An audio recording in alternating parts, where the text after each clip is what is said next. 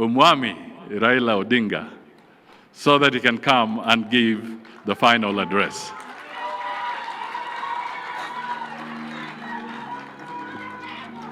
Kama kuna wimbo weka juu.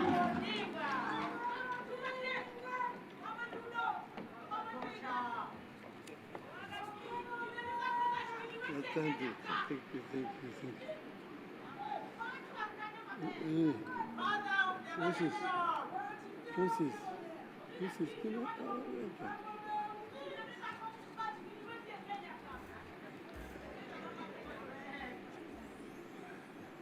Asante. Thank you very much. You may be seated. The Prime Cabinet Secretary, Mwana Anna, my friend, the Chairman of the Council of Governors, our host today, the Governor of the great country of Homa Bay, all governors who are here, all honorable members of Parliament, distinguished guests, now wana Homa Bay, hamjambo. Hamjambo. Osaure uru. Asante sana. I usually call my brother there Mwana wa Anna. And he has done a good job of introducing me here to this audience. I came earlier. I did not know that I was scheduled to talk at 5 o'clock. But I said, now that I'm here, because I'm here, I need to be given a chance to greet the people. So we are very happy that the county of Homa Bay is hosting this conference this year. Now, we've been here just a few months ago when we had a very electrifying Madaraka Day 2 months ago. And it looks like Devolution 2025 is not any different. I was very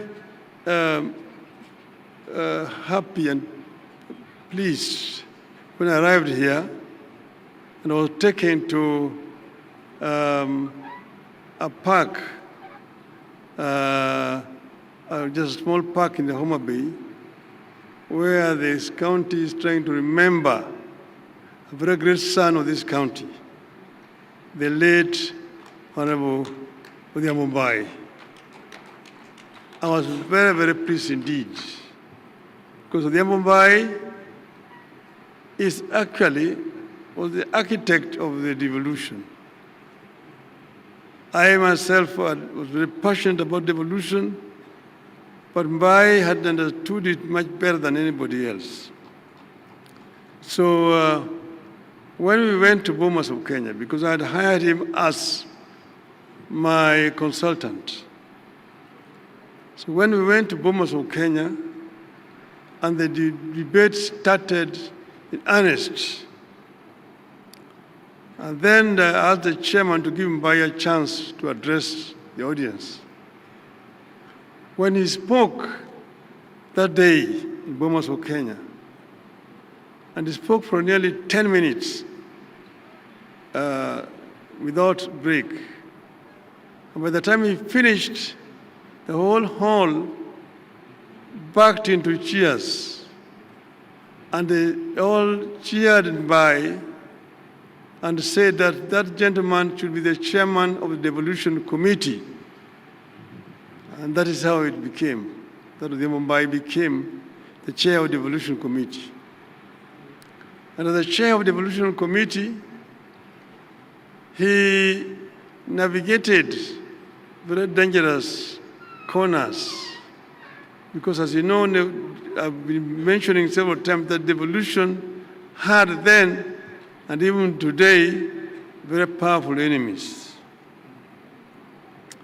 He was able to create proper benchmarks to be met. And Because of that, he became a marked person. And as I've said several times, Mbai would not see the new constitution. In broad daylight, in front of his children, they moved in to his house and shot him and fatally wounded him. So it is fitting that today we are here actually celebrating this day in Homa Bay, not very far away from Mbai's home, right just next door here.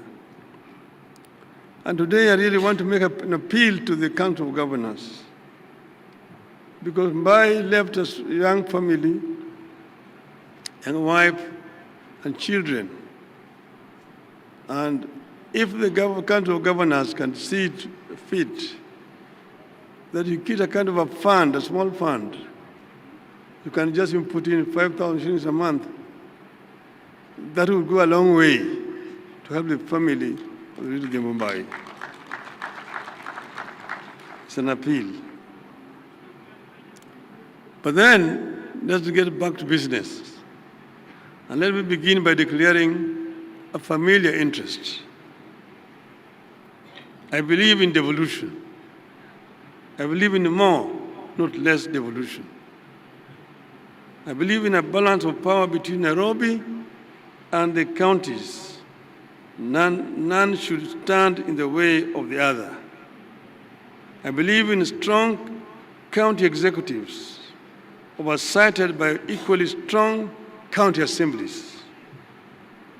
I believe in a Kenya that sees the strength of each of the 47 counties as the strength of Kenya. But let me say, county government are supposed to be oversighted by county assemblies, not the Senate. So therefore, it is unnecessary for Senate to be summoning governors to go to appear before senators in Nairobi. Only the public accounts and the public investment committees should summon not even governors, the chief executives of the county government. It's a waste of time, all the time summoning governors to come to appear before parliamentary committees. Centralism still has strong supporters, but I believe its days are in the past. Centralism comes with some bad habits. It thrives on keeping the whole country waiting for Nairobi to make decisions on very local issues that Nairobi knows little or nothing about. Devolution beats centralism at allowing local people to make decisions on local issues. Decisions affecting only Homa Bay should be taken in Homa Bay or any other country for that matter. Only decisions affecting the whole country should be taken by the national executive in Nairobi. I believe local policymakers bring more insight to local issues, are more likely to be more accountable, transparent, traceable, and named and shamed. But people are now looking for more than proximity. They are looking for performance, productivity, and partnership at every level of leadership. People want counties that are economic powerhouses, not mere administrative units. And you know, we're here because of historical circumstances. We had bigger units, you had regions which had what you call economics of scale. But enemies of devolution undermined that arrangement. Our focus must now be on leveraging devolution to achieve increased productivity and delivery of efficient and quality of services. Devolution for the people, for prosperity. People need more integration and coordination, not just between the county and national government, but also between counties. We want to see Wajir, for instance, having more collaboration with Garissa or Machakos with Kajiado, and complement each other instead of competing for destruction. So I want to share some reflections on how devolution can be revolutionized and how county and national governments can adopt and lead the country into an equitable future. A future in which we all accept that each part of the country is unique in its own way, has its own history, challenges, strengths, and ambitions. Only when all parts of Kenya pull together in one desired direction will we achieve prosperity for all. The counties are not equal or similar. Even this region, for example, you take Homa Bay, next door is Kisii, you see, and then the other door is also Migori. The three counties are not equal or similar. In Homa Bay here, they are like monoethnic. They can afford to talk the Luo Upper. Even the Suba speak the Luo. In Kisii, in Kisii they're also monoethnic. When you go to Migori, they are bilingual. There are Koreans there, and there are the Luos there. So you cannot speak Luo in an assembly in Migori. See, in Kisumu, next door, different from Homa Bay. Though they share the lake, Kisumu has an international airport. Kisumu has a railway line. Homa Bay does not have a railway line, does not have an international airport, and so on and so forth. So counties differ. So, where are we at this stage? Devolution is a process, not an event. It is about finding a balance between national and local aspirations. In this regard, we have made some significant progress. The most important step we have made is to make it the core principle behind devolution widely accepted. The principle of doing locally what is best done locally, and nationally only what is best done at the national level. But devolution must undergo continuous review and reinvention. The world is changing fast. So is Kenya. In 25 years from today, just from today, we will be in a Kenya of over 80 million people. Look at 25 years from today, it's just a turn of the century. And today is 25 years from then. From 25 years from now, we are going to have 80 million people living in this country. The eyes of our people will be on their counties. Our counties will either be engines of innovation or bottlenecks of frustration. The choice is ours, and we must choose boldly. We need to watch against the transfer of power and resources from Nairobi only for the same to be hoarded at county headquarters. We have to continuously ensure local communities access the devolved power and resources and have the power to decide where funding goes and how the services and projects are run. The formulation of county integrated development plans must therefore be more serious and truly consultative, not mere procedures. Those CIPDs, DPs, must also be implemented to the letter with much more regular references to the people. Needless to say, we have to cut the controlling hand of the national government. We must continuously push the national government to stop micromanaging counties. We must constantly fight off the national government's instinct to hold power and resources. But let me be clear. References to national government's bad tendencies is not a call for a war between the two levels of government. In all devolved systems, getting money and power from either level is always a struggle. You have to treat the contest as an integral part of the strengthening of devolution and the reason for the two governments to build good faith.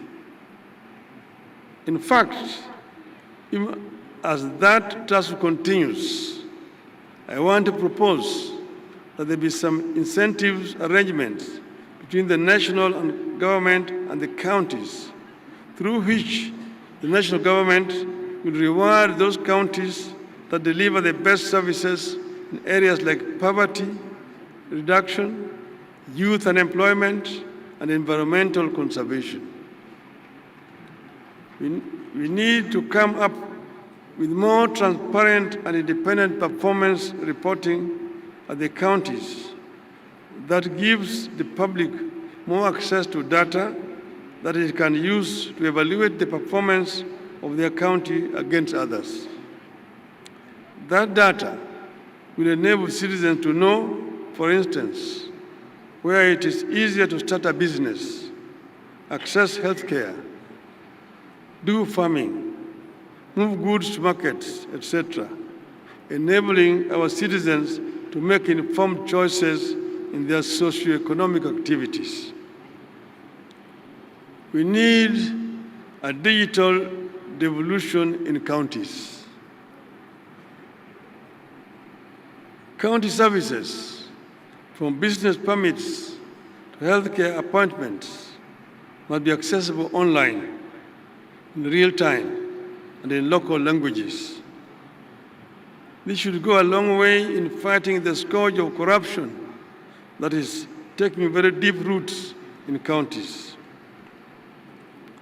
Our counties must move from being consumers of transfers to producers of wealth through county-led industrial parks, energy autonomy through solar, wind, and small-scale hydro projects, and smart agriculture hubs, among other areas powered by technology. Our Constitution clearly stipulates that the two levels of government depend on each other. That cooperation should help us to do away with, not enhance, duplication that results in wastage of time, efforts, and money. Even as county and national governments cooperate, there must be more clarity on roles and responsibilities. Some confusion is beginning to creep in, and accountability risks being lost in the process. We must continue demanding that counties be granted full control over all devolved functions. But we must also demand to see what difference the counties are making in increased devolved resources and functions. At the same time, we need to bring more areas into the devolution fold. Our constitutional making was characterized by negotiations and give and take. To avoid a war, for example, with NAT, we only devolve early child development aspect of education. Because NAT had threatened us that if we devolve education, they are going to mobilize teachers to oppose the new constitution. And that's why education was not fully devolved. We must now break the cycle of managing our schools from far away in Nairobi. The time has come for Kenya to devolve education up to secondary school. It makes no sense to see a Minister of Education going to Marsabit, to Garissa, inspecting primary school structures or construction. It's a shame, because that is the work that should be done by the governor of the counties there. The time has come to devolve education. In the interest of efficiency and better service delivery, all money is currently managed by the NGCDF and NGAAF should be surrendered to counties. When CDF was formulated and promulgated, the people of Kenya were seeking an equitable distribution of natural resources, which had been denied through an imperial presidency. Most of the work here was basically left to Harambes. He wanted to build a tuition build block, Harambee, dispensary, Harambee, and so on. Since that time, everything in the system of governance has changed. We removed the patronage system in allocation of natural resources. We adopted devolution. We established a constitutional commission to allocate revenue between the national and county governments. We empowered the parliament on budgetary matters. Everything Kenyans have done to re-establish good governance has made the CDF system obsolete. It is serving no known role in the new constitutional architecture, and it is no longer relevant in the new constitutional dispensation. Indeed, the only thing this system does is to pervert the role of the representative of the people and to deflect their attention from duties placed upon them by the Constitution. The legislatures are elected to represent the people, to legislate, and to oversight the national government. It is not their business to be distributing bursaries or be constructing classrooms and so on. Those are the work of the county government. Well, the MPs are constructing roads, constructing schools and hospitals. The same goes for infrastructure development. There is no reason for Nairobi-based agencies to continue flying over counties and construct roads in our urban centers and within our counties. I strongly believe that time has come for the authority over urban and rural roads to be handed over to counties, while the national government manages international highways and national trunk roads. I was the Minister for Roads, Public Works and Housing. I'm the one who took the bill to Parliament to create Kera, Kura, and Kenha. But that was under a unitary system of government at that time. With a devolved system of government, there's no need for somebody sitting in Nairobi to be in charge of rural roads in Homa Bay or Kiambu or Lambu, for example. So this is an idea whose time has come. It does not make sense that some roads in Kisumu town cannot be managed by the governor of Kisumu. There's somebody sitting in Nairobi called Kura who claims those roads as his roads. The same thing in Mombasa, Eldoret, Nakuru, and so on.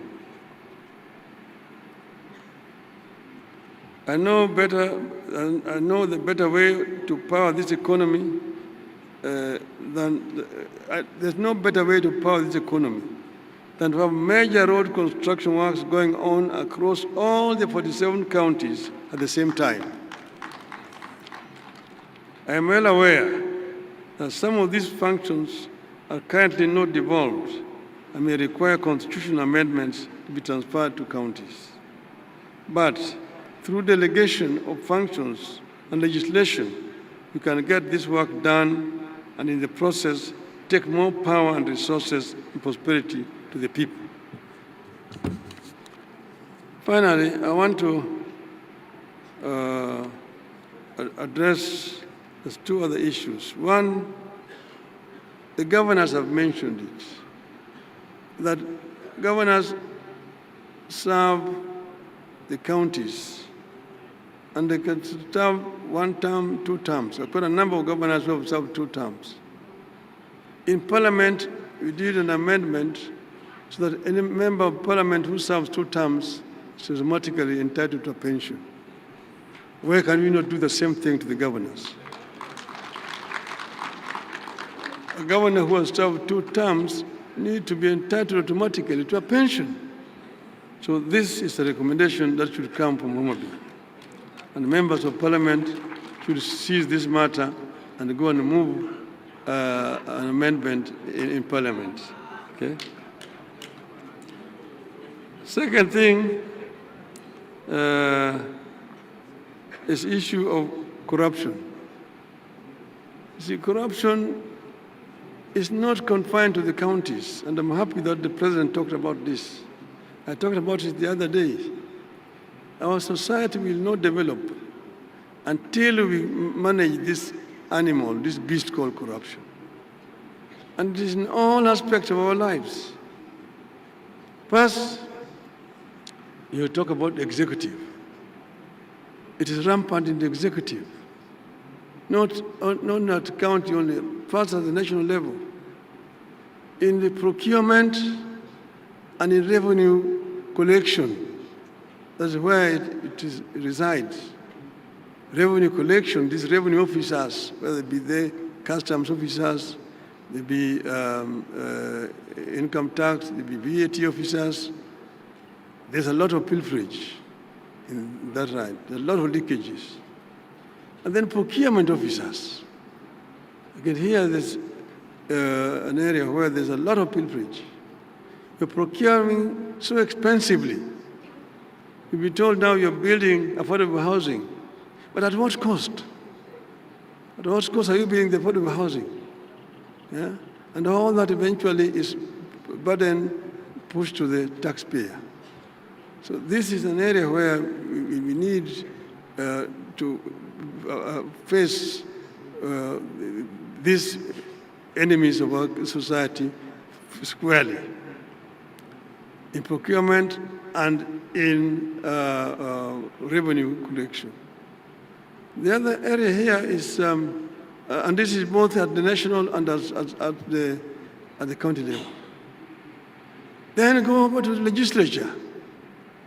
Again, it's domiciled in the legislature. A lot of money was being wasted by people who should be working productively, being summoned to appear before parliamentary committees. And you find parliamentary committees sometimes saying, we are cancelling this project. They're only doing that because they have been funded by a contractor who lost the contract. When there's a tender, there must be a winner. And once that the tender has been awarded, the contractors who lost will look for the member of parliament or an MCA, or the contract has been corruptly awarded. Then immediately they now summon the minister or the PS to come, and you want to investigate this. They shout a lot, make a lot of noise, but basically they are being paid by the losing contractor. As they've been doing this, you find the contract has been properly awarded, is suspended, is cancelled, and you know the financial year is very short. By the time you awarded the contract, it is September. If somebody goes and suspends it, you will be into the new year. The whole financial year is wasted, money is not spent. So Parliament must also be brought in on board properly. because Parliament is also actually impeding implementation of government projects by being corrupted by contractors. And then, come over to judiciary. Judiciary is also not blameless.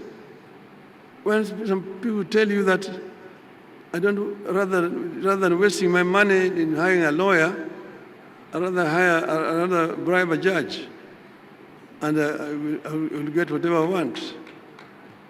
A criminal, somebody that committed a crime, when he's about to be arrested, rushes to court, and when they go to court there, gets an order to stop him from being arrested. So the judiciary is a major impediment also. So the corruption resides also in the judiciary. And you come down to the private sector. The private sector is also not blameless. The private sector is where there's competition for contracts, and the ones who now go and bribe the executive, they also bribe the legislature and so on. So there's always a giver and a taker in a corrupt deal. So the private sector is also not blameless. The media is also not blameless here. The media is very much deeply involved. If you see the media saying, oh, we are exposing corruption here, they have been paid. But we have done a professional investigation exposing corruption in the legislature, or in judiciary, in the executive. They themselves have been paid to do what they're doing. So the media is not blameless in this one here. So we need to deal with this issue squarely by looking at this animal called corruption, the face, and dealing with it. That's the only way that our country will be able to move forward. I thank you very much for listening to me.